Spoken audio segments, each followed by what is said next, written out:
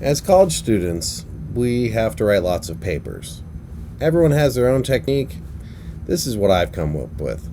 The software I'm going to be using is Notes and Pages, which come with any new Mac. I know there are equivalents in Windows, but I don't know what they are. Anyways, here's my setup.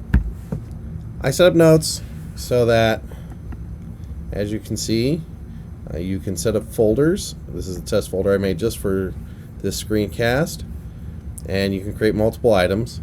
And I like a nice little narrow window on the side, and I'll show you why in a minute. So you come over here, you put it right up against the edge of the screen, and you come in and you say, oh, look, this is a test. Here's one of the things I like about Notes. You add something to it, and it instantly moves that note to the top of the list. If your list gets real long, that's very handy. You can go through and make a new note anytime you want. It's really easy. Just go the banana. No problem. Notes is great. But if you're working on a paper, you might make some stuff, and you go, hey, I have this bulleted list. Let me add another item or two. Soup. Bagels. There we go.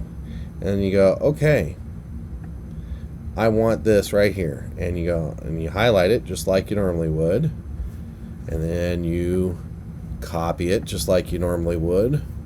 Bring up your web browser, your word processor. Again, this is Pages for the Mac, and then you just drop it in.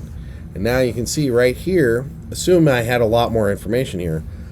If I want to just look at it, I can just scroll on the list right over here. I don't have to switch apps or anything. So I find that really smooth and easy to work with. Hopefully this is of some use to you. Have a good night.